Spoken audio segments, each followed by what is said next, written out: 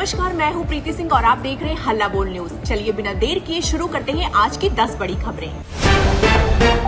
विभाजन विभीषिका स्मृति दिवस के मौके पर प्रधानमंत्री नरेंद्र मोदी ने 1947 के विभाजन से प्रभावित लोगों को श्रद्धांजलि दी। प्रधानमंत्री ने उन लाखों लोगों के साहस और संघर्ष को याद किया जिन्होंने विभाजन के दौरान अपने घर, जमीन और अपनों को खो दिया। उन्होंने कहा कि देश उन परिवारों की पीड़ा और उनके संघर्ष को कभी नहीं भूल सकता। विभाजन के दौरान बड़ी संख्या में लोगों को विस्थापन और हिंसा का सामना करना पड़ा था। प्रधानमंत्री ने इस अवसर पर विभाजन की त्रासदी से सीख लेने और देश की एकता, भाईचारे तथा सामाजिक सद्भाव को मजबूत करने का संदेश दिया। कांग्रेस नेता राहुल गांधी की प्रधानमंत्री नरेंद्र मोदी, भाजपा और आरएसएस को लेकर की गई टिप्पणियों पर बीजेपी ने तीखा पलटवार किया है। केंद्रीय मंत्री प्रहलाद जोशी ने राहुल गांधी को निशाने पर लेते हुए उनके बयान को अपरिपक्व बताया और उन्हें ग्रो अप करने की सलाह दी। वहीं भाजपा सांसद बांसुरी स्वराज ने राहुल गांधी की भाषा पर सवाल उठाते हुए कहा कि लोकसभा में नेता प्रतिपक्ष जैसे संवैधानिक पद की गरिमा का ध्यान रखा जाना चाहिए। भाजपा नेताओं के इस हमले के बाद सियासी बयानबाजी और तेज हो गई है। अब कांग्रेस की ओर से भी पलटवार की संभावना है। फुकेट से दिल्ली आ रही एयर इंडिया की फ्लाइट में अचानक ऐसा तकनीकी संकट आया जिसने यात्रियों की जान खतरे में डाल दी। जांच में सामने आया है कि विमान के तीनों हाइड्रोलिक सिस्टम में खराबी आई और करीब 4 सेकंड तक पूरे कंट्रोल सरफेसेस ने काम करना बंद कर दिया। इसी दौरान ऑटो पायलट भी डिस्कनेक्ट हो गया। को पायलट ने विमान को नियंत्रित करने की कोशिश की और कंट्रोल स्टिक आगे की ओर पुश की। कॉकपिट में स्टॉल की चेतावनी भी मिलने की बात सामने आई है। विमान करीब 250 फीट नीचे आया। पायलट के नशे में होने के आरोपों के बीच अब तकनीकी खराबी भी जांच का अहम हिस्सा है। उत्तराखंड में निर्माणाधीन विष्णुगाड पीपलकोटी जल विद्युत परियोजना की टनल में अचानक भारी मात्रा में मलबा और पानी घुसने से बड़ा हादसा हो गया। हादसे के वक्त टनल के अंदर काम कर रहे कई मजदूर फंस गए।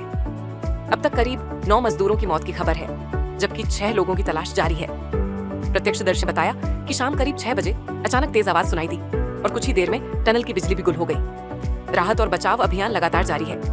मुख्यमंत्री भी आज घटनास्थल का जायजा लेने पहुंच सकते हैं। प्रशासन और बचाव दल फंसे मजदूरों को निकालने में जुटे हैं। केंद्र की राजनीति में बड़े सियासी बदलाव के संकेत मिल रहे हैं।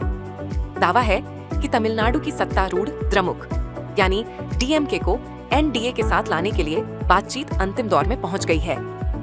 सूत्रों के मुताबिक केंद्र में संभावित मंत्रिमंडल विस्तार के दौरान डीएमके को प्रतिनिधित्व देने पर भी चर्चा हो रही है। अगर यह समीकरण बनता है तो विपक्षी गठबंधन के लिए बड़ा झटका माना जाएगा। हालांकि अभी तक गठबंधन को लेकर कोई अंतिम आधिकारिक घोषणा नहीं हुई है। तमिलनाडु की राजनीति में डीएमके और बीजेपी के बीच संभावित नजदीकी आने वाले दिनों में राष्ट्रीय राजनीति के समीकरणों पर भी असर डाल सकती है। कांग्रेस नेता और लोकसभा में विपक्ष के नेता राहुल गांधी ने आय से अधिक संपत्ति से जुड़े मामले में सुप्रीम कोर्ट का रुख किया है। उन्होंने इलाहाबाद हाई कोर्ट के आदेश के खिलाफ शीर्ष अदालत में याचिका दायर की है।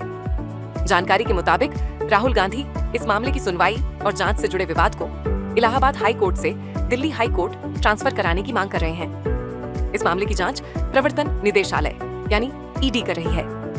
अब सुप्रीम कोर्ट में दायर याचिका के बाद इस मामले पर कानूनी लड़ाई का अगला चरण शुरू हो गया है। मामले पर राजनीतिक प्रतिक्रियाएं भी तेज हो सकती हैं। ईरान से बढ़े तनाव के बीच अमेरिका का युद्धपोत यूएसएस अब्राहम लिंकन लंबे समय से समुद्र में तैनात है। रिपोर्ट के मुताबिक इस पर तैनात करीब 5000 अमेरिकी सैनिकों ने 250 दिनों से ज्यादा समय से जमीन पर कदम नहीं रखा है। लगभग 200 दिनों से जहाज को किसी बंदरगाह पर रुकने का मौका भी नहीं मिला।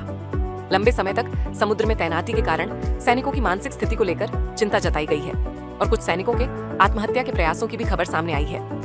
अब अमेरिका यूएसएस जॉर्ज वॉशिंगटन को मध्य पूर्व भेजने की तैयारी कर रहा है ताकि तैनाती का दबाव कम किया जा सके।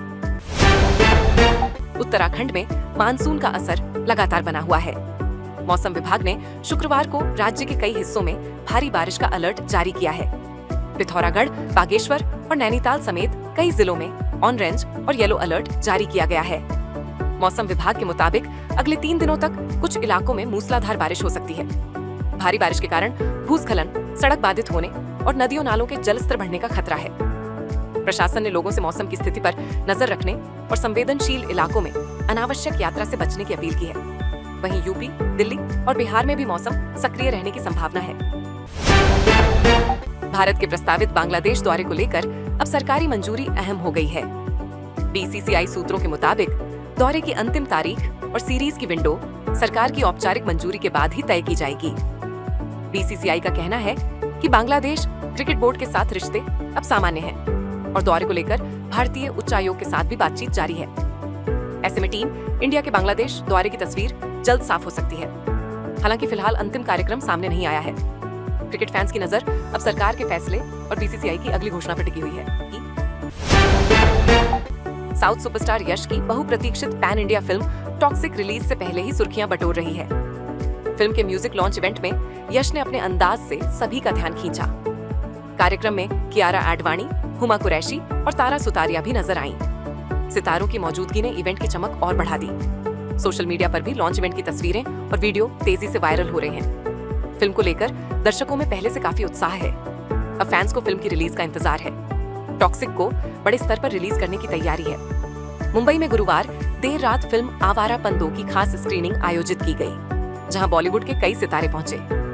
इस दौरान अभिनेता इमरान हाशमी अपने अंदाज में नजर आए। वहीं दिशा पाटनी ने भी अपने ग्लैमरस लुक से सबका ध्यान खींचा। स्क्रीनिंग से सामने आई तस्वीरों और वीडियो ने सोशल मीडिया पर फैंस की दिलचस्पी बढ़ा दी है। इमरान हाशमी और दिशा पाटनी की मौजूदगी को लेकर सोशल मीडिया यूजर्स ने भी खूब प्रतिक्रियाएं दी। फिल्म के प्रति दर्शकों की उत्सुकता पहले से बनी हुई है। अब देखना होगा कि आवारापन 2 बॉक्स ऑफिस पर दर्शकों की उम्मीदों पर कितनी खरी उतरती है। तो ये थी अब तक की 10 बड़ी खबरें। देश विदेश की ताजा तरीन खबरों से जुड़े रहने के लिए देखते रहिए हल्ला बोल न्यूज। हर खबर पर हल्ला बोल।